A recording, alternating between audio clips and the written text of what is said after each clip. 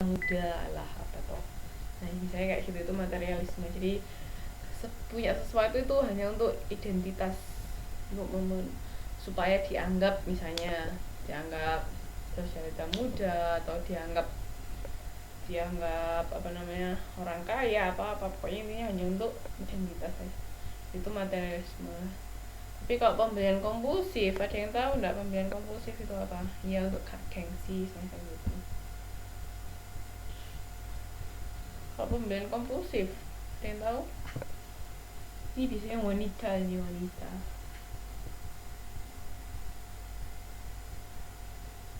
Ada yang tahu nggak pembelian kompulsif itu apa? Halo, halo.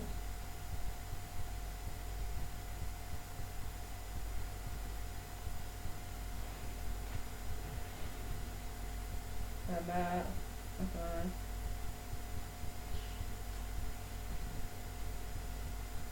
Nggak ada yang tahu pembelian kompulsif. Oke, jadi pembelian kompulsif itu kayak misalnya kita jalan-jalan, misalnya nemu tas lucu, padahal aslinya nggak butuh tas, tapi karena itu lucu kita jadi beli.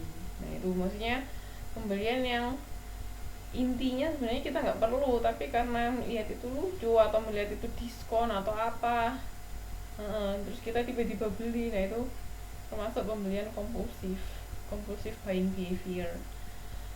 Sebenarnya bukan kebutuhan mendadak ya, hanya kayak semacam, sebenarnya kita nggak kebutuhan, cuman karena itu misalnya lucu atau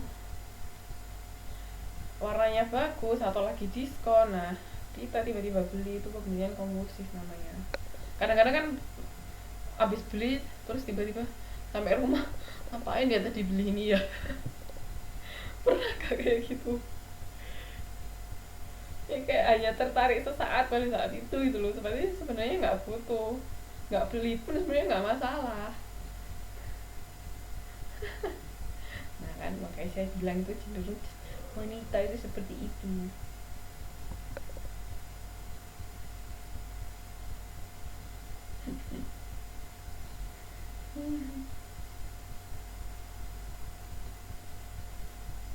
Sering. Kalau mas pernah nggak pembelian kompulsif, termasuk sering nggak? Kalau cewek-cewek kan sudah pasti ya di atas 50% sering lah. Tapi kalau cowok-cowok masa sih enggak? Kalau mas yang lain, Mas Supianto,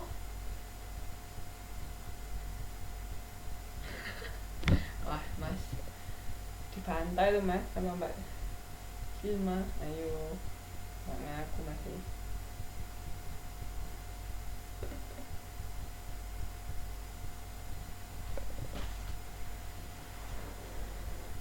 Mungkin kalau apa ya, kalau cowok kompulsif buyingnya ngapain? Mungkin lihat barang-barang sepak bola gitu kali ya. Iya. Yeah. Oke, oke. Ya elektronik mungkin juga. Nah, tergantung maksudnya, ya yang sukanya pria, kita sukanya apa, hobinya apa.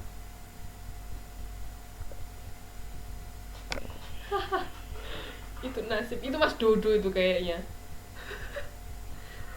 Orang yang nggak ada nggak boleh dirasani.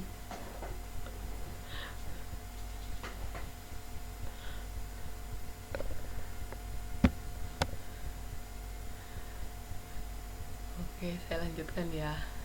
Aku nggak bisa gerak.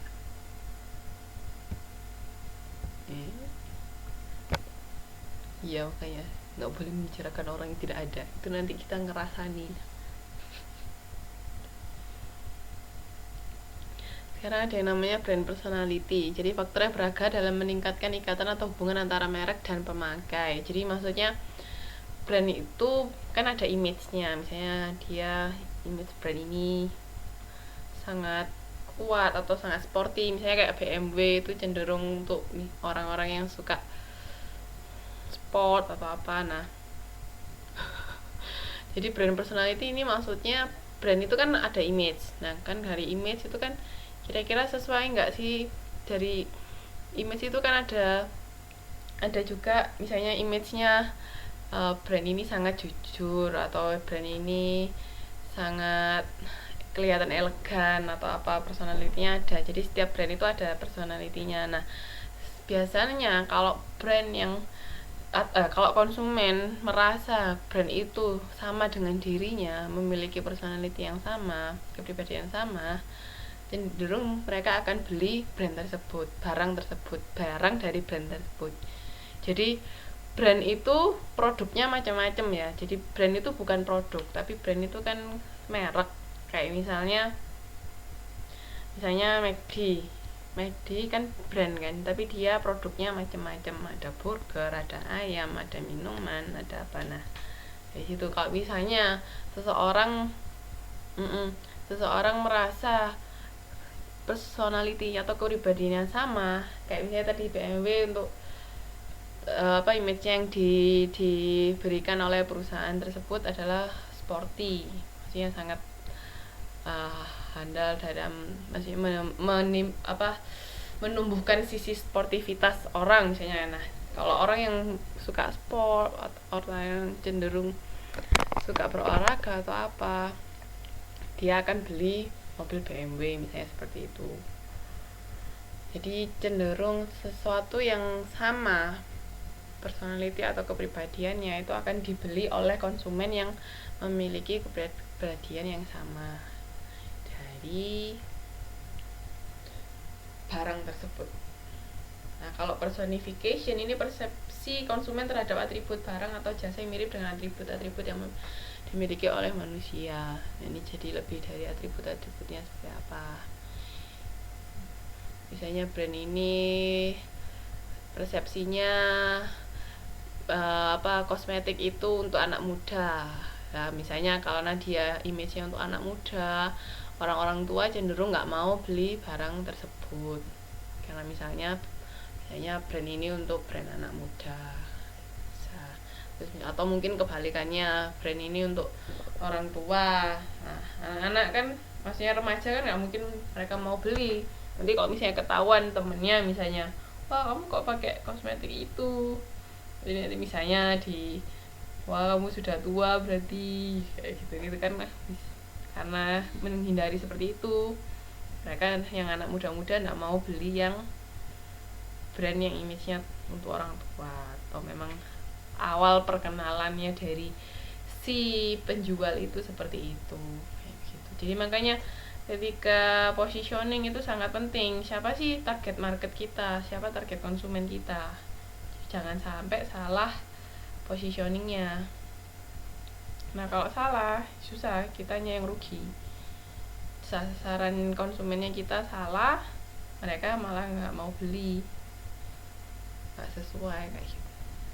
Nah ini dimensi brand personality ini ada sincerity, excitement, competence, sophistication, sama rudeness. Terus habis itu tentang konsep diri. Dari kepribadian ada yang mau ditanyakan enggak? Jadi mbak-mbak sama mas-mas pernah enggak merasa, oh brand ini sama kayak saya mau beli?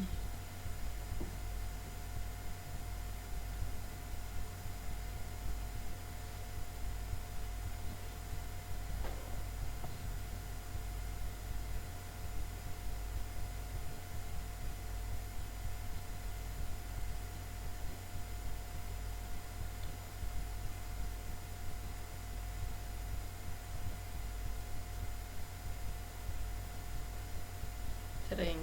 Nah, ya kayak gitu. Makanya penting kan dari pihak perusahaan langsung promonya itu seperti apa, pembentukan image-nya dari brand itu seperti apa. Nah sekarang kita masuk ke konsep diri ya. Konsep diri itu perspektif dari konsep diri atau self concept, persepsi, perasaan, dan sikap seorang individu terhadap dirinya sendiri. Jadi kayak saya tanya kan di awal-awal, kenal nggak sih sama diri kita, kenal nggak kita ini orang seperti apa. Nah ini ada 4 dimensi konsep diri. ada yang diri aktual, konsep diri